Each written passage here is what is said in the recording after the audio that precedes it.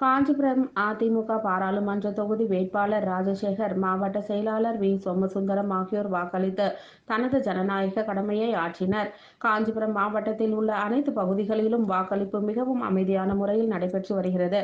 அந்த வகையில் பரங்கிமலை ஒன்றியம் பெரும்பாக்கத்தில் உள்ள பாரதிய வித்யாலயா மேல்நிலைப் பள்ளியில் அதிமுக வேட்பாளர் ராஜசேகர் வாக்களித்து தனது ஜனநாயக கடமையை ஆற்றினார்.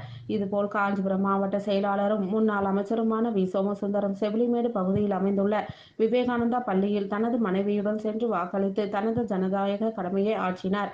இதேபோல் காஞ்சிபுரம் பாராளுமன்ற தொகுதியில் நடைபெற்று வரும் வாக்குப்பகுதியில் ஏராளமானோர் ஆர்வத்துடன் நீண்ட வரிசையில் நின்று வாக்குகளை பதிவு செய்தனர்.